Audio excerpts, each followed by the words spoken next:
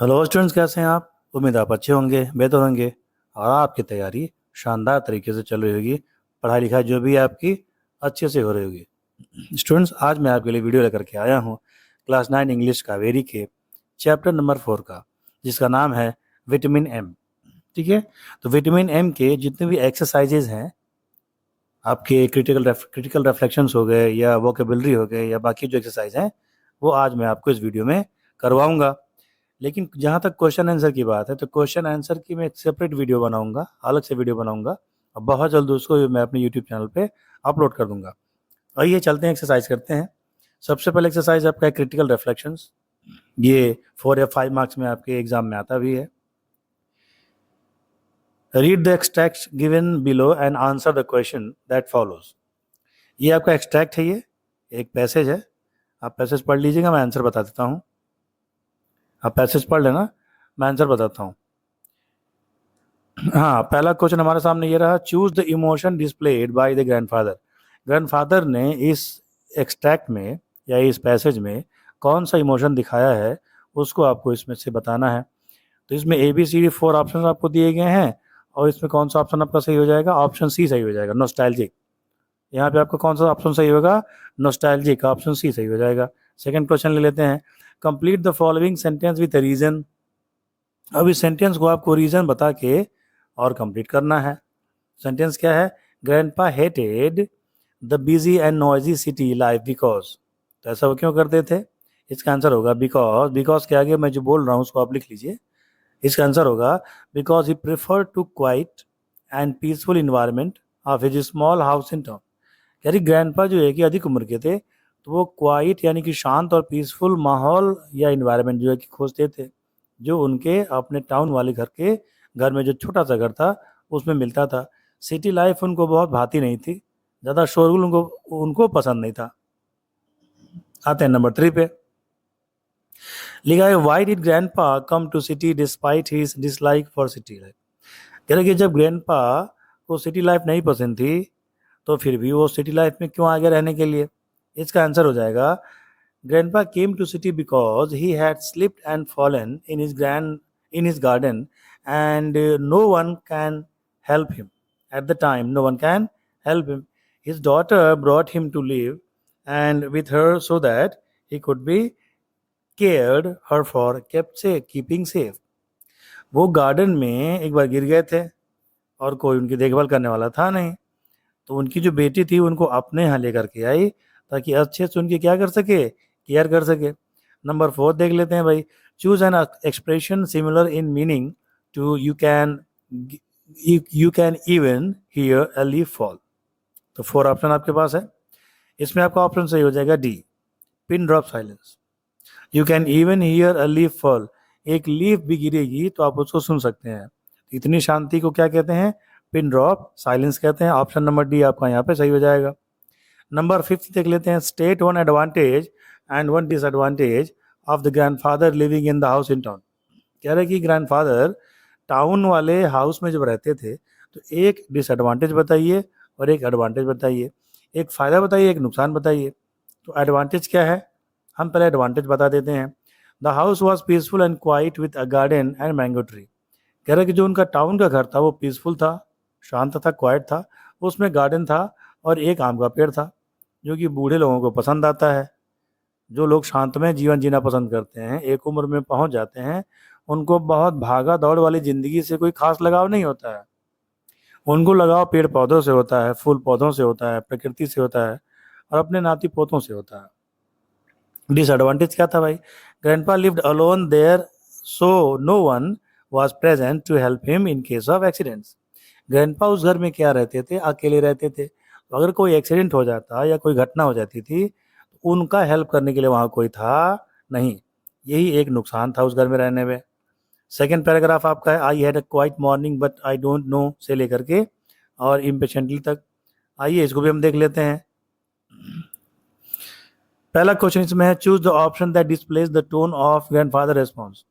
Grandfather का जो response था उसका टोन कैसा है? ए बी सी डी आपके पास 4 ऑप्शन है। इसमें करेक्ट ऑप्शन होगा आपका हो जाएगा सी, काम। काम मतलब शांत। नंबर 2 देख लेते हैं, why was Ravi confuse and embarrassed. Ravi confuse क्यों था और एम्बेरस क्यों था, यानी एक प्रकार से वो कंफ्यूजन में क्यों था, लज्जित क्यों था, उसे शर्म महसूस हो रही थी, ऐसा क्यों भाई? इसका आंसर हो जाएगा Ravi was confused. Ravi confuse तो था, तो हम क्या लिख सकते हैं, Ravi was confused and embarrassed because grandpa told his mother that Ravi had disappeared instead of looking after him. Ravi knew that he had actually been secretly following grandpa outside. Grandpa ने जब कहा कि रवि मुझ पे ध्यान नहीं दे रहा था और मैं आगे के चल रहा था, रवि ने मुझसे ध्यान हटा लिया तो मैं खो गया। ठीक है, ये सुन करके रवि को एम्बेरस फील हुआ, बुरा लगा उसको, उसको लज्जित महसूस हुआ, क्योंकि वो तो पीछे पीछे जा रहा था, पूरा ध्यान वो अपने ग्रैंडफादर पे रख रहा था। नंबर 3 है complete the sentence with suitable reason. अभी सेंटेंस को आपको कंप्लीट करना है एक सूटेबल रीजन के साथ। लिखा है Ravi's mother was impatient because, Ravi की मदर इम्पेशेंट हो रही थी, यानी धैर्य अपना खो रही थी। क्यों? इसमें बिकॉज के आगे हम क्या लिखेंगे, she thought her father had confuse the dates. She thought her father was confuse had confuse the dates, क्योंकि फादर जो है कि उनके डेट्स भूल जाते हैं, तारीखें भूल जाते हैं, डेट याद नहीं रहता उनको। Number 4 state whether the following sentence is true और फॉल्स। इस सेंटेंस को आपको ट्रू या फॉल्स बताना है। सेंटेंस पढ़ लेते हैं। Grandfather forgot that Ravi birthday was 3 months ago। Grandfather भूल गए कि रवि का बर्थडे क्या था, 3 महीने पहले था। तो ये जो आपका आंसर क्या हो जाएगा, नंबर 4 वाला, ये ट्रू है कि फॉल्स है? ये आपका हो जाएगा फॉल्स है ये, क्योंकि ग्रैंडपा ने कभी भी रवि का बर्थडे भूले नहीं थे, बल्कि उन्होंने उसको गिफ्ट भी दिया था। चलिए आते हैं नंबर 5 पे। कह रहे why did grandpa say he did not know what kind of morning Ravi might have had. इसका आंसर हो जाएगा grandpa said this humorously because Ravi had been secretly following him throughout the morning. Grandpa likely knew about Ravi's action and the comment playful. Grandpa जानते थे कि रवि उसका दिन भर से सुबह से उनका पीछा कर रहा है, तो ग्रैंडपा को मस्ती सूझी और ग्रैंडपा ने कह दिया कि भाई मैं मुझे नहीं पता है। आते हैं आंसर द फॉलोइंग क्वेश्चंस। कह रहा है grandpa is portrayed as person with failing memories in the beginning of the story, give 2 evidences to disapprove statement. जितने भी क्वेश्चन आंसर हैं, शॉर्ट हैं लॉन्ग है, उन सब की मैं अलग वीडियो बनाऊंगा और आपको एक्सप्लेन कर दूंगा। यहाँ बस मैं एक्सरसाइज के क्वेश्चन करवा रहा हूँ। 8 क्वेश्चन ये हो गए, और चैप्टर के बीच में जो चेक योर अंडरस्टैंडिंग करके जो क्वेश्चन पूछा गया है उसका भी आंसर मैं आपको करवा दूंगा। अब आते हैं हम लोग यहाँ पे क्या, तो वोकैबुलरी पे आ जाते हैं, वो कैब पे आते हैं। वो कैब में आपको यहाँ पे बहुत सारे वर्ड दिए गए हैं, आप यहाँ देख सकते हैं। ठीक है, और कॉलम 1 कॉलम 2 दिया गया है। इन सब एक्सरसाइज को करने से ना आपकी मेमोरीज बढ़ती है और वर्ड पावर आपका बढ़ता है, नए नए शब्द आप सीखते हैं, उनका यूजेस सीखते हैं, उनके फंक्शन सीखते हैं। तो हर टीचर को, जो भी टीचर क्लास 9 में पढ़ा रहे होंगे इस समय अपने अपने स्कूलों में, डिफरेंट स्कूलों में, तो उन लोगों को, उन टीचर्स लोगों को ये एक्सरसाइज करानी चाहिए। मैं करवा रहा हूँ आपको। कॉलम 1 और कॉलम 2।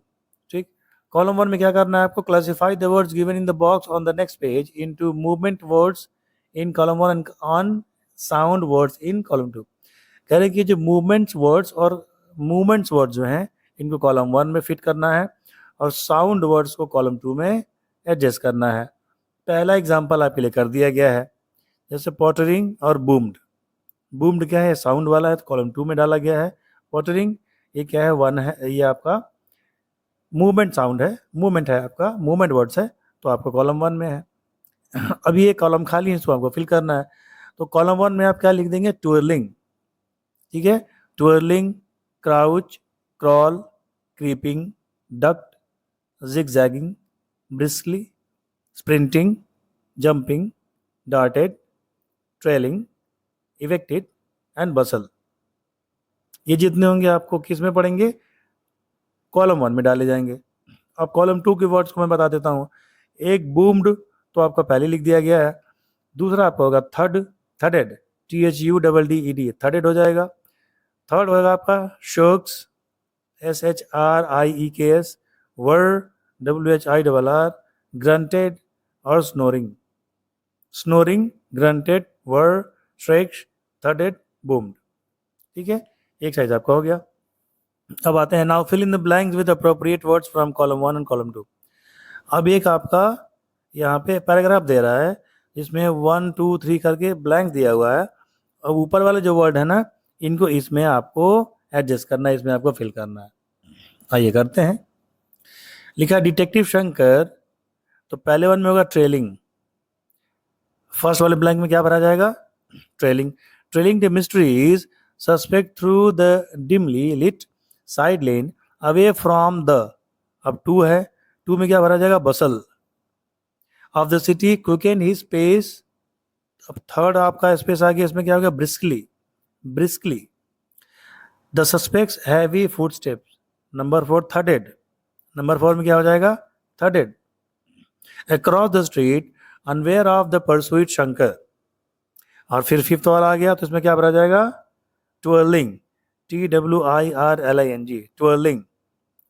फिर आपका लिखा हुआ यहाँ पे ट्विर्लिंग के बाद his magnifying glass had to, अब नंबर 6 आ गया, इसका होगा क्राउच, क्राउच। नंबर 7 आपका है behind the market stalls. Number 7 creeping, creeping CREEPING, through he, creeping through the lanes to avoid being seen. Shankar's 8 में आपका क्या भरा जाए, grunted, grunted when he hit himself against a pole, this alarmed the suspect and वर।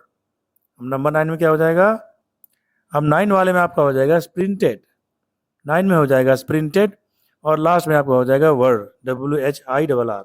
9 में sprinted, और last में आपका last वाला 10 है, उसमें हो जाएगा आपका वर। आगे बढ़ते हैं, आइए। लिखा है कि study the highlighted words in the given sentence from the text and fill in the box with synonyms words, you may refer to a dictionary. कह रहे कि ये जो आपके वर्ड है ना, इनको डिक्शनरी से देख के भी आप क्या कर सकते हैं, भर सकते हैं। तो लिखा है fill in the table given below, check your answers with the help of dictionary. यहाँ पे वर्ड दिया हुआ है क्लैरिफाई, और सेकेंड कॉलम में मीनिंग दिया हुआ है, थर्ड कॉलम में पार्ट ऑफ स्पीच दिया हुआ है, फोर्थ कॉलम में सिनोनिम दिया हुआ है, और फिफ्थ कॉलम में आपका एंटोनिम दिया हुआ है। ये बड़ी ज़बरदस्त और शानदार एक्सरसाइज है दोस्तों। इससे क्या होगा कि आपको वर्ड पता चलेंगे, उसकी मीनिंग पता चलेगी, वर्ड का पार्ट ऑफ स्पीच क्या है, यानी कि वो नाउन है कि प्रोनाउन है कि वर्ब है कि एडवर्ब है, वो पता चल जाएगा। उसके साथ साथ सिनोनिम्स और एंटोनिम्स भी पता चलेंगे। सिनोनिम्स मतलब पर्यायवाची, एंटोनिम्स मतलब अपोजिट वर्ड्स, ठीक है। तो क्लैरिफाई किया, जब सिनोनिम्स ढूंढेंगे या जब एंटोनिम्स ढूंढेंगे तो आम के आम गुठलियों के दाम वाला काम हो जाएगा। क्लैरिफाई पहले लिखा है आपका क्राफ्टली, क्लैरिफाई नहीं है वो, क्राफ्टली है। तो क्राफ्टली का अगर जब सिनोनिम आप ढूंढेंगे तो 3 सिनोनिम आपने ढूंढ लिए, और सपोज कर लो कि आपने 2 एंटोनिम ढूंढ लिए, तो क्राफ्टली के जगह के साथ साथ आपको 5 नए वर्ड मिल जाएंगे। आइए देखते हैं। क्राफ्टली का मतलब क्या होता है, इन ए क्लेवर एंड ट्रिकी वे, चालाक तरीके से। तो ये क्या है आपका क्राफ्टली।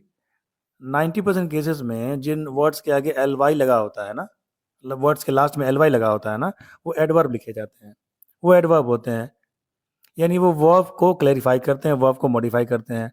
अब इसका सिनोनिम क्या हो गया, क्राफ्टली का क्लेवरली, और इसका एंटोनिम क्या हो गया, ऑनेस्टली। क्लेवरली मतलब चालाकी से, ऑनेस्टी मतलब ईमानदारी से। सेकेंड वर्ड आपका डिलेमा।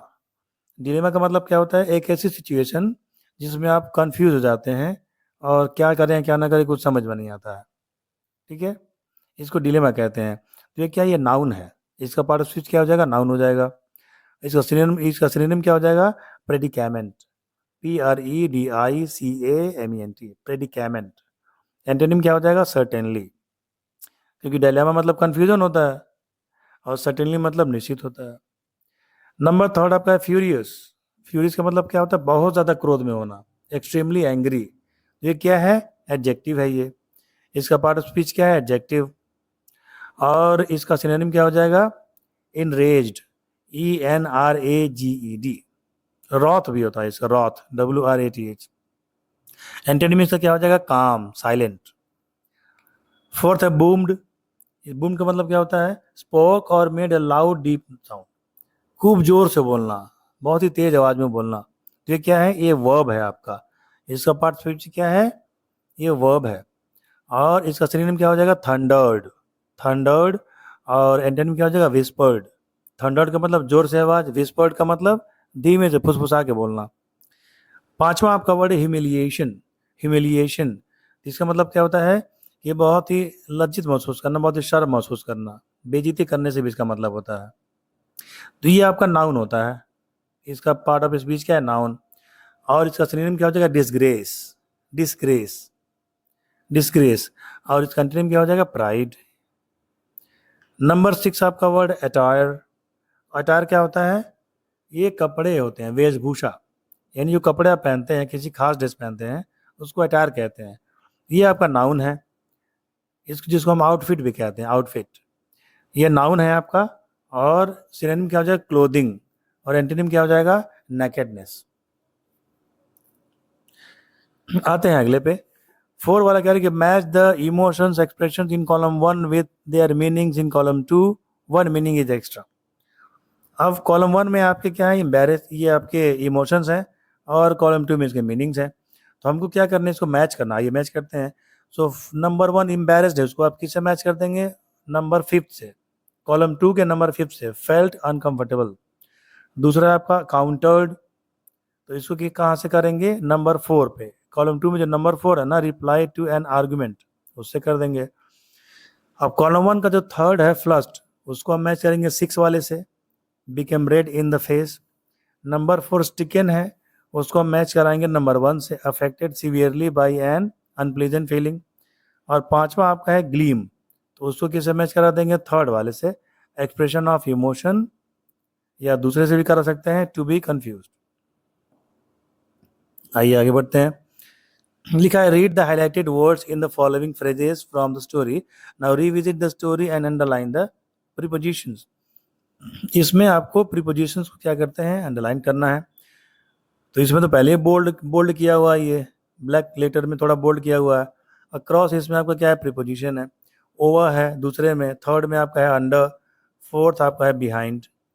ठीक है, तो प्रीपोजिशन तो आप लोग पढ़े ही होंगे क्लास 8 में। अब एक्सरसाइज आ गया कि now fill in the blanks with appropriate prepositions.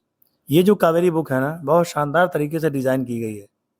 इससे पहले जो बुक आपकी होती थी क्लास 9th की, बिहाई वाला, उसमें इतने शानदार एक्सरसाइज नहीं होते थे।